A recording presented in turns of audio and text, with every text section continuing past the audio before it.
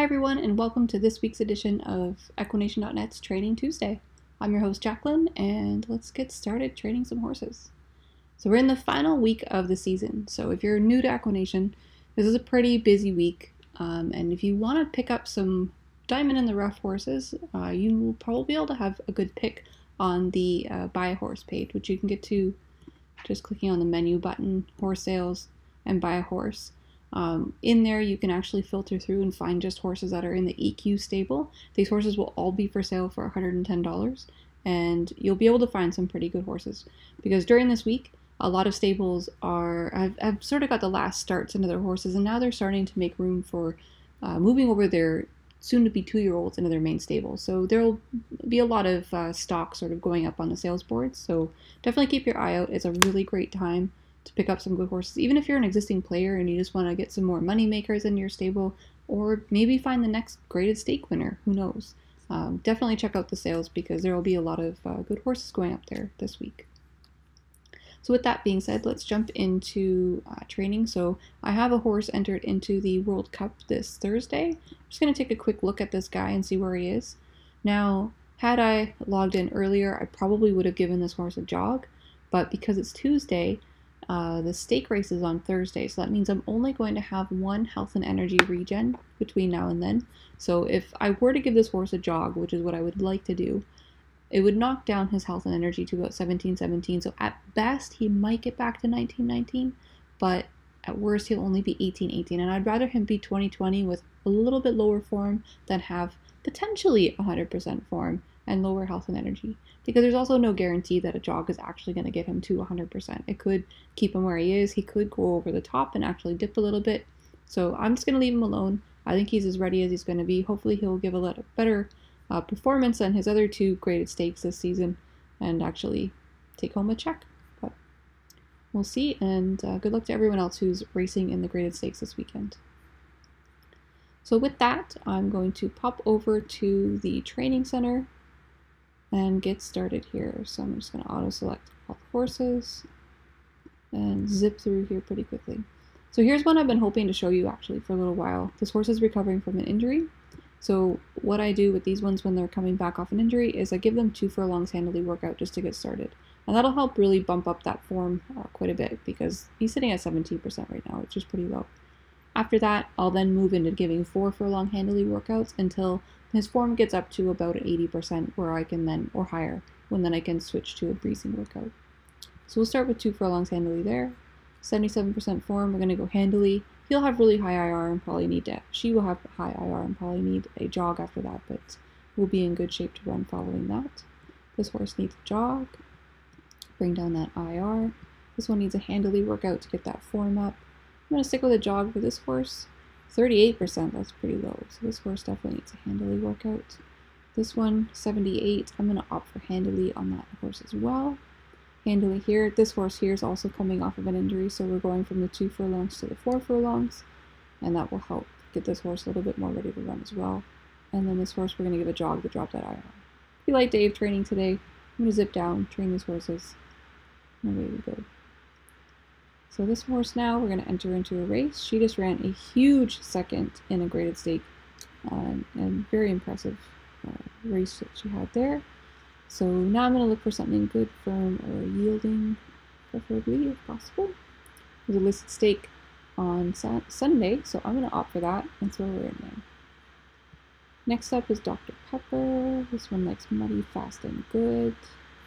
Hasn't had a very good season. Seconditis, ouch. 5 seconds in 7 races. Well, we'll see if becoming a 6-year-old soon will help him out a little bit.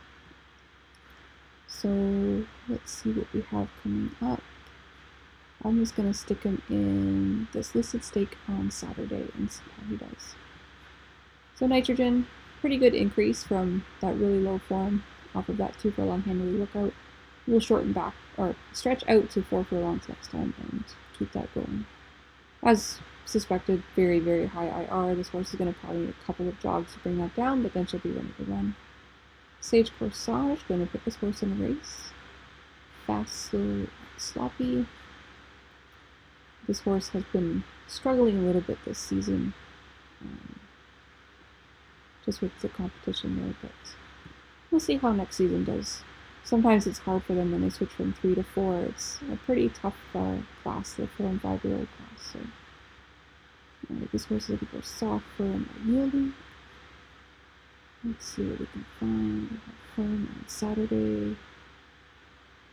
Yeah, let's go for that one. I was debating about going for the listed stake the next day, but we can stick with the lines. Definitely not ready to run yet. Step Dance Bloom looks ready to go. Firm, heavy, or yielding. You could be finding firm moves. I'm going to smooth out a little bit just to let that IR drop a bit. I'm not really in a rush. So we'll go Sunday. And the horse on Sunday. Tactician. Potential to run off of that, but because he's coming off of an injury, I think I'm going to give him a jog and go from there. And then this horse here, definitely not ready to run, needed to drop that IR. That's it, they're all trained. Now, yearlings are an interesting thing because they might be eligible to train tomorrow, which would be the 30th, but because there would only be one health and energy regen between then and the new year, I would probably not opt to train them. I think that the yearlings are now done for the season.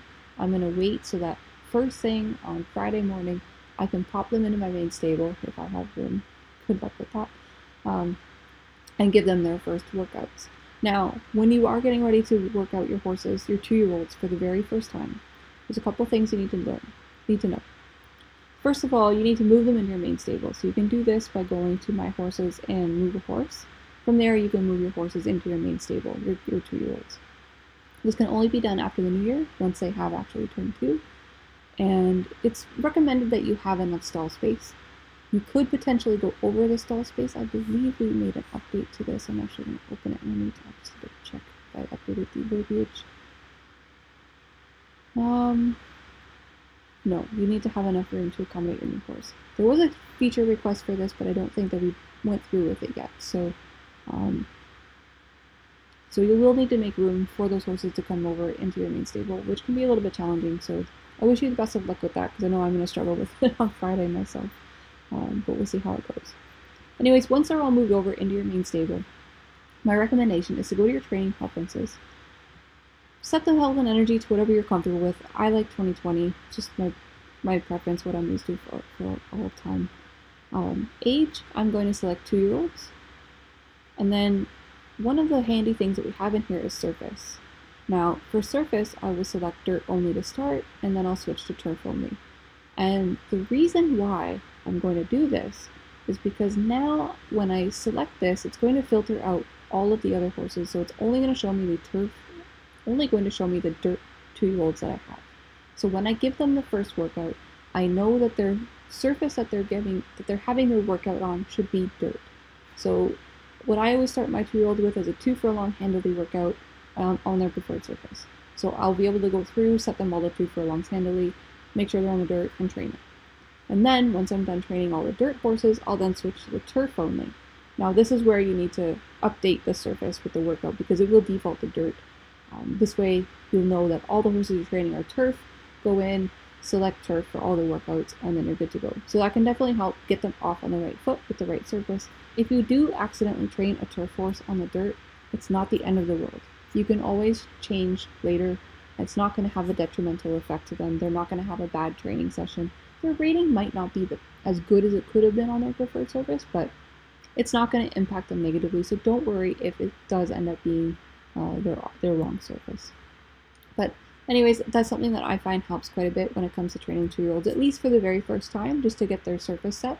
After that, you'll never have to think about it again. It'll automatically come up whenever they train. And that's about it. So I wish you all the best of luck. One other quick tidbit I will give you when you are in the new year. So once April 1st comes around, for your stallions, if you are planning on actually standing any stallions in your stable, you will need to register them first. If you want to stand them publicly, they also have to meet specific requirements. So not only do they need to be registered, I would recommend you also check out the permanent or the breeding retirement page, because this page actually shows requirements to stand for public stud eligibility, and these are really key. So your stallion would have to meet these requirements in order to be eligible to stand stud publicly in the game. Unfortunately, we can't allow just any and every stallion to stand because the stud book would just be completely filled with so many horses it would be unbearable to go through. So just keep that in mind if you are planning on standing a stud, especially if you're new to the game. There are requirements to stand publicly, and you will need to make sure that you register your stallions before you stand them. Once they are registered, if they meet the requirements, you can go to Manage Stallions and set your stud fees and post your stallions up for public breeding. All right, and that is it for today's episode of Training Tuesday. So I hope that helps. I hope you're ready for the new year. I know I'm super excited. There's a lot of great racing to close out this meet, and we'll get the awards and everything all issued out on Thursday and Friday. And we'll be all set for a brand new and another exciting season at Equination. So thank you for tuning in, and I wish you the best of luck in the races.